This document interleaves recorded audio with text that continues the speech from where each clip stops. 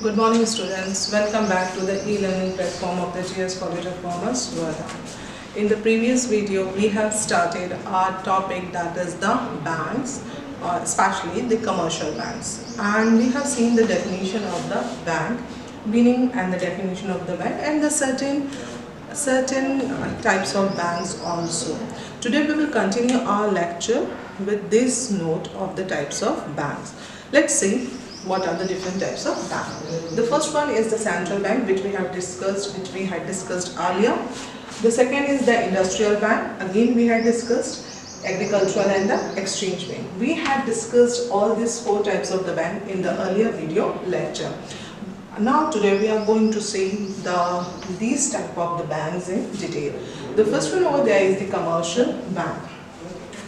As far as the commercial banks are concerned, the commercial banks actually perform the task of accepting the deposit from the public and lending the money to the public. They also give the short term as well as medium term. Nowadays, the commercial banks are also providing the long term financial support to the industry as well as the commerce. Okay, so fundamentally we normally see the commercial banks in and around us. Okay, so if you are talking about the commercial banks are here classified into the further four categories here. The public sector banks. The public sector banks are the banks basically which the public sector banks are the banks which has the major holding by the government. Okay, the shareholding majorly comprised by the government. Okay, so public sector banks, the best example of the public sector banks you can see the Punjab National Bank as well as the Maharashtra Bank of Maharashtra. These are the public sector banks whereby the maximum shareholding belongs to the government. The government also has the control over the management of these banks. They also provide the support, financial support to these type of the banks also. Now we are coming on the next aspect, that is the private sector bank. Private sector banks, as the name itself suggests, the private sector banks provides the financial, private sector banks are actually the banks whose management basically belongs to the private individual. Maximum shareholdings belongs to the maximum shares belongs to the private individuals. Okay, they also perform the same functions like just like the public sector banks, the commercial banks. Okay, their main dealings are is with the public.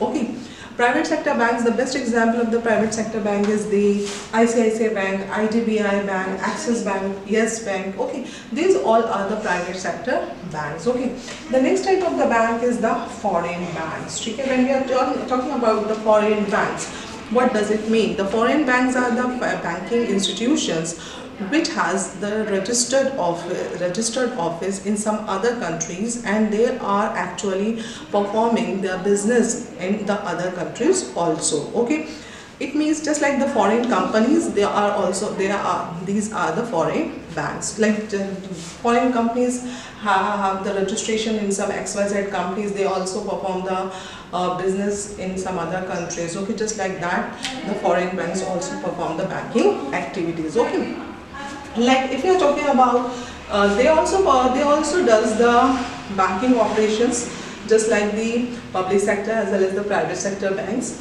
or we can say the commercial banks. Okay, the foreign banks, but their registered office is somewhere else, it means somewhere other countries, but they also performs the business activities in the other countries. In Indian scenario, if we are talking about the foreign banks, that is the HSBC. Okay, similarly the Bank of America.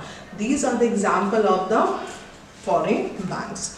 The next one is there the regional rural banks. Regional rural banks, as the name itself suggests, the regional rural banks performs the business activities or banking activities, especially in the rural areas. They provide the financial assistance to the farmers as well as the artisans, to meet their requirements. Okay, so they also provide the financial assistance to them. So these are basically the commercial banks, whereby the public sector banks as well as the private sector banks, foreign banks and the regional rural banks are our base. Okay. Now we are coming on the next aspect, that is the cooperative banks. Cooperative banks, basically these banks, as you know, the cooperative societies, okay, in this cooperative societies are basically the institutions which performs the activity in under the Cooperative Societies Act. Okay, same way the cooperative banks are the banking institutions which are registered under the Cooperative Societies Act, and they also perform the banking activities. Okay, they are basically the urban cooperative banks, similarly the state cooperative banks. Urban cooperative banks, their area of operation is the urban and the semi-urban areas. Okay, similarly the state cooperative banks. So these are the cooperative banks. You have seen the many cooperative banks in and around your areas. Okay, now we are going on the next aspect, that is the scheduled bank. Scheduled bank, see, you have heard this or you have seen this with the certain banks, the scheduled bank. Okay, what is the scheduled bank? Scheduled banks are again the commercial banks. Scheduled banks are also the commercial banks. What is the criteria for the scheduled bank? Basically, the bank which is registered or which follows or which are actually in the second schedule of the Reserve Bank of India. Okay? Second schedule of the Reserve Bank of India. What are the criteria for the second schedule of the second schedule of the Reserve Bank of India? The criteria are basically the paid up capital of the bank should be of 5 lakhs and more.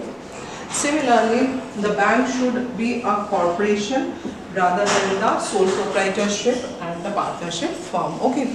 So if the bank fulfills these two conditions, okay, one more condition is there, that is the bank actually assures the commercial bank that they will follow the banking activities. Okay. So if the bank follows these conditions, then such bank is called the scheduled bank. And if the bank is not following such condition, then such bank is called the non-scheduled banks. So non-scheduled banks as well as the scheduled banks. So basically, if we are talking about the commercial banks are also the scheduled banks. Okay. Now we are coming on the next aspect, that is the saving banks. If we are talking about the saving banks, these are the banks which are specially designed for collecting the small savings of the individuals. Okay. They collected the small savings of the individuals. So saving banks are actually the best example of the saving banks is the post office saving bank, okay, whereby the small savings of the individuals are collected. So saving bank, nowadays the new type of the bank has developed or which are recognized by the central bank is the payment bank. Okay, the payment bank is the bank which actually has the certain conditions to be followed. That is what these are, basically the banks which can collect the money up to 1 lakh rupees from the public. Okay, and which can give, it means they can withdraw the money up to 1 lakh rupees, not more than that. Okay, so if such conditions are fulfilled by the bank, especially the payment bank, then that bank is called the payment bank. Okay, it's a new model of banking. We can say it's a new model of banking. The example is the AHL banks, Jio banks. These are the banks which are called the payment bank. Okay. Now the next, they can also issue basically the ATM cards, debit card, credit card, and they can also provide the net banking facility. Okay. Now the next one is there, the investment bank. When we are dealing with the investment bank, basically these are the banks which provides the assistance to the large corporations or to the corporations. They provide the financial assistance, they provide the advisory also, advises also to the corporations. They perform normally the task of underwriting of the shares. Similarly, they also performs the mergers as well as the acquisition of the banks and decisions of the companies. Okay, they support in the mergers as well as acquisitions. They also support in the underwriting of the shares. Such type of the bank is the investment bank. Okay. The next one is the retail bank. This is again the new type of the bank, or it's again the bank, and the function of the retail bank is also like the commercial banks. Okay, so overall these are the different types of the banks in the types of the banks or under the commercial banking, commercial bank chapters. Okay, so you should know these type of the banks. Then we will start our formally the chapter, that is the commercial banks, its definition and the other aspects. Thank you.